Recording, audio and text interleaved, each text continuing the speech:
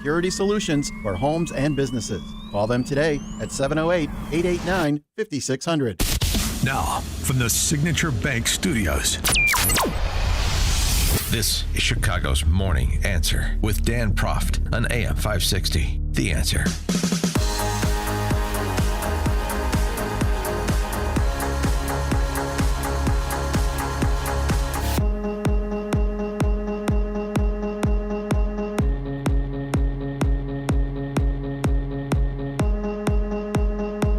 Top of the morning, Dan Proft here. So yesterday, an innocent Nazi was forced from a Senate race because the people he ran against will no longer fund him.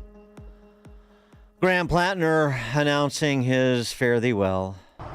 Hey everyone, it's Graham Platner here. I think as many of you know, over the past couple days, I have faced some very serious allegations, and I just want to make it clear, this is all false. The things that have been claimed did not happen. It's not real. It has placed an immense amount of weight on me as I think about what needs to happen now. Amy and I are regular people. We were not looking for this experience. We were not looking to get into politics. We had no desire to run for office. I just want you to think about like what you would do as a regular person in a position where a much larger world, large forces were working against you personally to accuse you of the worst thing that a person could do, and it was not remotely true. Large forces, vast right-wing conspiracy, or press inquiries. Vast right-wing conspiracy, or just ex-girlfriends that were treated badly. Large forces, and so because of those large forces, the individuals with large checkbooks on the left have abdicated, and so he's got to call it a day. But the brutal political reality is that they are going to take everything away from us. Those in power who have the ability to do so are using these allegations as an excuse to take away all of the things that we need to run a campaign. We are going to lose our ability to fundraise. We are going to lose our ability to access voter data. We are going to lose all of the things that any campaign needs on the basic level simply to function. Larger organizations, the national level party, the bigger donor networks, they have all committed to spending no money in this race if I'm in it. They would rather see Susan Collins win than have me be the next senator from Maine. But wait a second, you're the man Diogenes was looking for. And you've got this movement that you're a part of.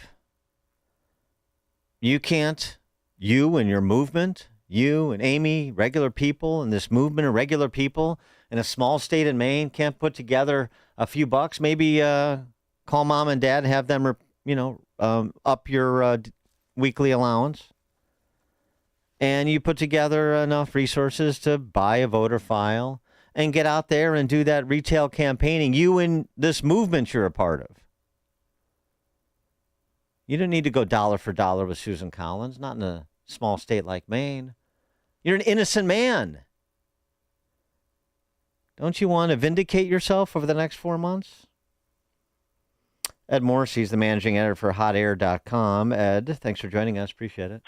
Good morning. Great to be on with you. It's a real sad story how Graham Platner has been victimized by the system, Ed. Yes, he's quite the little victim, isn't he? I mean, this is. I watched this, and I was thinking to myself when I first saw it that it was 11 minutes. I was thinking, this is going to be really good. And to go on for 11 minutes just to say I'm withdrawing from the race, and to cast yourself as the victim when you've got multiple women coming out talking about domestic violence and rape is about as arrogant, I think, a statement as I've ever heard or seen. I was amazed at the tenor of this, and this was clearly written for him. I think he was reading it off a screen while he was doing this. This did not sound like it was just an off the cuff sort of thing. But this is who this guy is. I mean, this guy's a phony from the word go here. He is not a working class stiff. He doesn't work. He's mooching off his parents. He spent the last decade mooching off his parents, and on disability from his time in the service. I believe for PTSD. And they're trying to package him as the voice of the working class male when he hasn't done hardly any work at all for the last decade. Look, just the whole thing's a fugazi. Yeah, he didn't want to do that. It's like Judge Schmale sending a kid to the electric chair. Didn't want to do it. Felt he owed it to them. He felt he owed it to the people who decided that he was the leader of this movement in Maine that he describes in generic terms, just as he talks about larger forces in generic terms. When in point of fact, he was just recruited by some androgynous DSA consultant who thought they could flim-flam their way past Susan Collins because he's got a goatee and a resume that reads working class, and it didn't work out. There's a movement there. This is not about Graham Platner, and the idea that he seems to be intimating that he's somehow going to make a comeback when he takes the time, he and Amy, to combat these larger forces in private, that he'll be back because the movement demands it. I mean, the whole thing is so put upon. It's so self-referential. I mean, the whole idea that it's a movement, first off, is nonsense. This was a ad campaign cooked up by Daniel Moroff and Morris Katz, right? He answered a casting call, right? Is what it was. He's the son of Democrat donors that they happened to run across, and they thought he fit the look, so they cast him in the role. I mean, this is not even news. This has been known for a while. So he's talking about leading a movement. He hasn't had one original thought this entire campaign. He's basically regurgitating things that Bernie Sanders says in the hope of extending Bernie Sanders's popularity from Vermont into Maine. And look, I mean, and it worked for quite a while. He ended up winning that primary, and he blew him away. It was a landslide for him. But that's because the media wouldn't report on the red flags that they're all now rushing to report on today. Axios yesterday, the Wall Street Journal this morning. Oh, look what Democrats overlooked in Platner without once mentioning the fact that they didn't bother reporting on it either. It was places like the Free Beacon that were reporting on it, Maine local outlets like the Maine Wire were reporting on these things just by going to public records, right? The media was in on this. This is Joe Biden being sharp as a tack all over again. It's the exact same type of campaign. Yeah, and it's interesting because the disturbing thing about this, I mean, Graham Platner is a disturbing individual. I mean, he's just a filthy animal, is what he is. But the disturbing thing is you can just rinse and repeat phrases like "no kings" and "stop oligarchy," and be a viable candidate on that side for statewide office. And we see this happening, or federal office at the congressional level. And we see this happening across the country. And again, my particular focus is the Midwest, because you have candidates that are more polished than Platner, that have less obvious baggage in places like Wisconsin and Michigan and throughout the Midwest that are ascendant as well. Well, they're ascendant on the left, right? And I think when you take a look at some of these wins that they're chalking up, you have to understand the context of primaries in.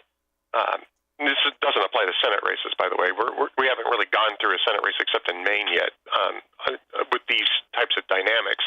But in the House races that the DSA is winning, these are primaries in districts that are very solidly blue, almost boringly blue.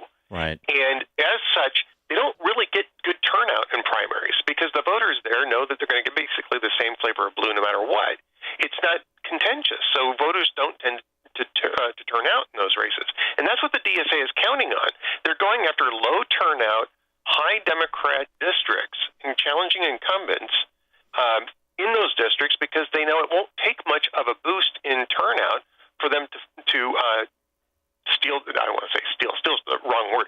Poach those seats away from the Democrat Party. This is, by the way, the same strategy that Alexandria Ocasio-Cortez used when she was, I forget the name of the guy that the incumbent that she beat, Joe something or other, who was actually in lower level Democrat leadership in the House. He wasn't paying attention. Voters there really didn't care. It's a deeply Democrat district.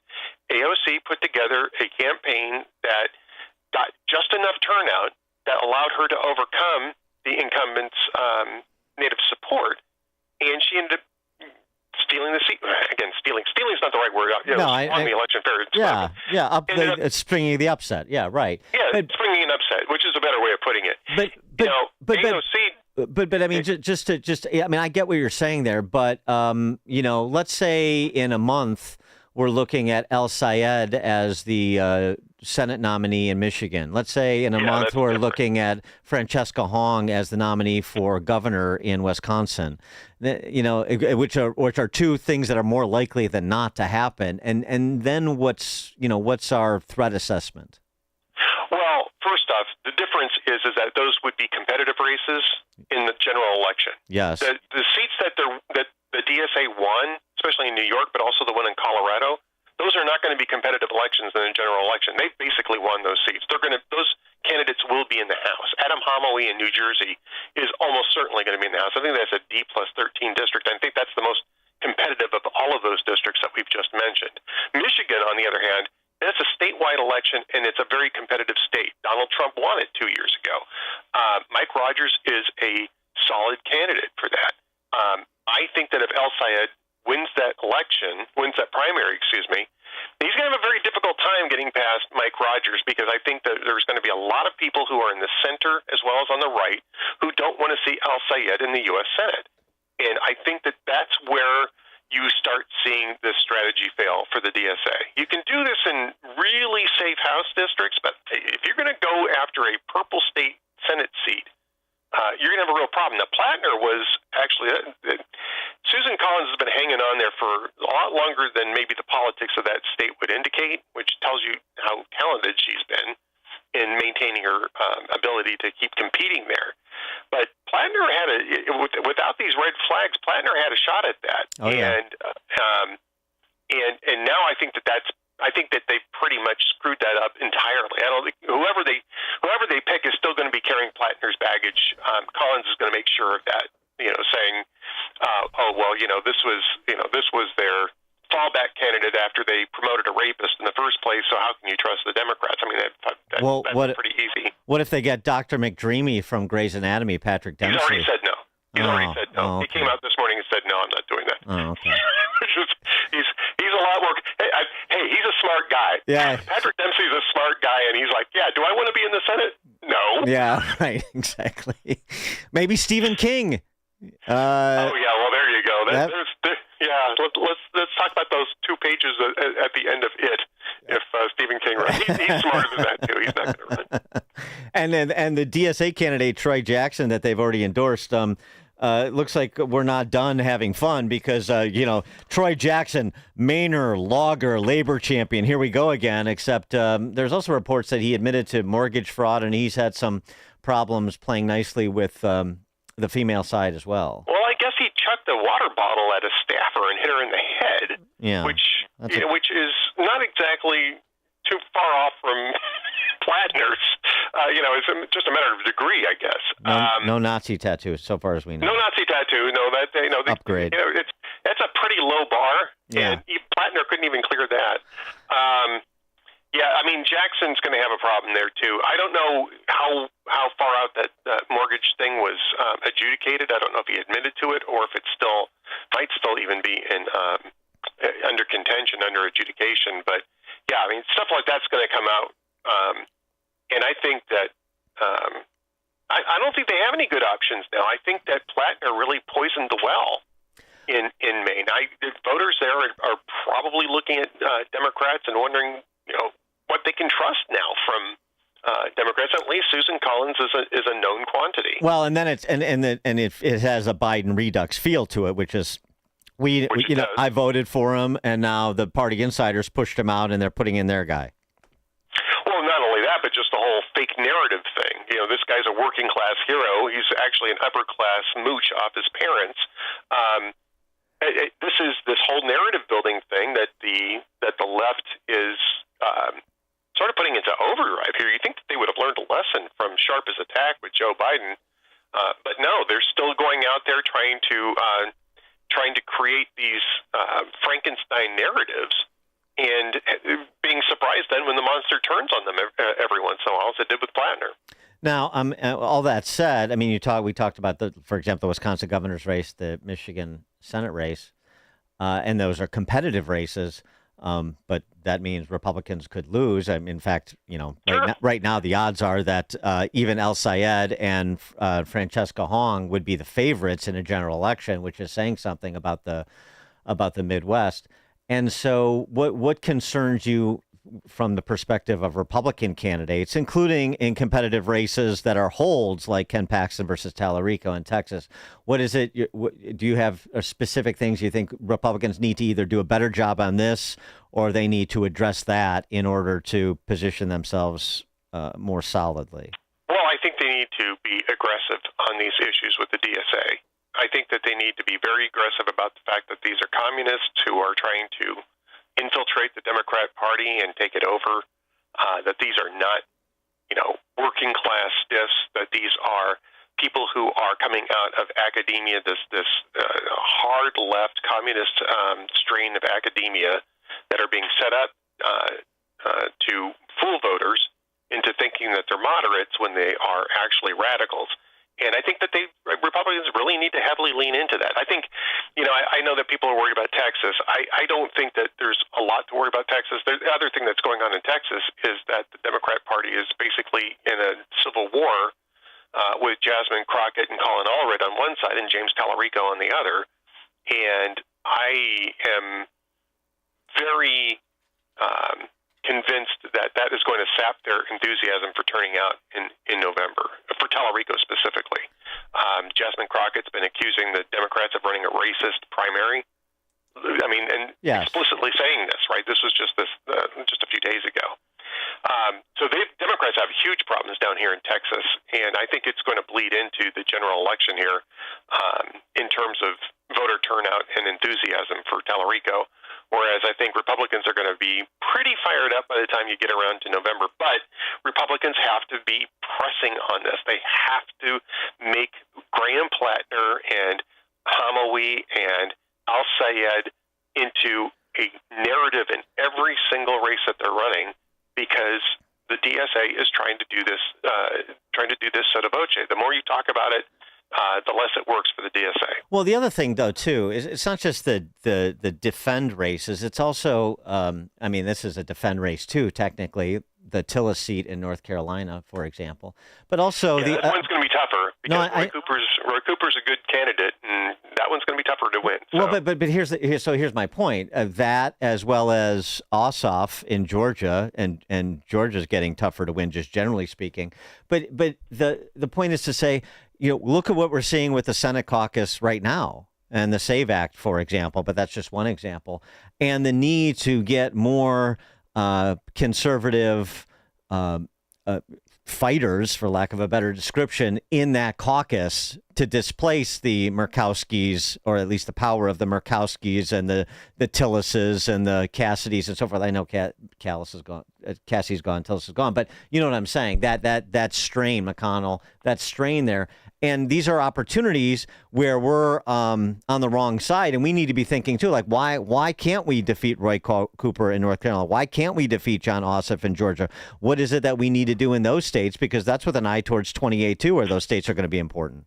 Well, I think one of the things that you have to look at is, was Tillis the most conservative guy that you could elect in North Carolina at this particular point in time? North Carolina is a close-run state. If you're running somebody who's hard to the right in North Carolina, it's going to make it more difficult for you to win. You can do that in Texas. You can probably do that in Louisiana. But North Carolina is different. So is Georgia. You have to find is a pretty solidly conservative guy, but he's not a fire breather. He's actually a pretty smart, appealing candidate, somebody who doesn't make centrists nervous. Now, I don't know if he's going to win, but he's the kind of guy that you wouldn't want to run in Michigan, right? I think that a lot of times when we're looking at this, and we've had the same issue, we've had the same conversation about Susan Collins in the past too, is that, well, Susan Collins isn't reliable, we need somebody in there who's a fighter. Susan Collins is about the best you're going to get out of Maine, and I'm surprised she's still actually viable there. When you're looking at these Senate races, you really have to look at it in the context of what the electorate is like in those states. Yeah, but you can do the fire-breathing thing in Texas. You really can't do it in North Carolina. Yeah, but the electorates, but there's some countervailing examples too. I mean, think Ron Johnson in Wisconsin. Ron Johnson, the same state that elects Tammy Baldwin. Think in Georgia, Ralph Warnock, who is a inveterate race hustling demagogue. John Ossoff is this little soy boy who's a little bit more buttoned down. So I can see how John Ossoff gets away with being non-threatening. Warnock doesn't. So I mean, it's like there's. Yeah, but how did we get there? I remember. Right? We ran fire breathers in a state that didn't support him. Well, we ran lousy candidates against those two, and we basically handed those two seats over to the Democrats because of that. Yeah, I mean, what's his name? That Herschel Walker? No. Who lost to Warnock in the runoff when Trump, was making his claim that the election was stolen and you shouldn't turn out in the runoff. That was part of that too. Yeah, yes. Right. So I mean, there's always these sort of unique dynamics too. But I take your point. Always a good conversation. Ed Morrissey, managing editor for Hot Air, hotair.com, of course. Ed, thanks for joining us as always. Appreciate it. Thanks for having me on. And Ed joined us on the alphawealthgroup.com answer line. It's like a hot, steaming cup of information to start your day. It's Chicago's Morning Answer on AM 560. The Answer. You need a construction company, but who? Call Croscom. A construction company you can trust that shares your Christian and conservative values. For decades, Croscom has been doing work in Chicagoland, Northwest Indiana, and Wisconsin. Roofs, siding, windows, doors, gutters, basically everything for your home or business, even solar. Quality work and professional services that make you feel great about your decision to work with Croscom. Call Croscom. 630-871-5500. Give them a chance to earn your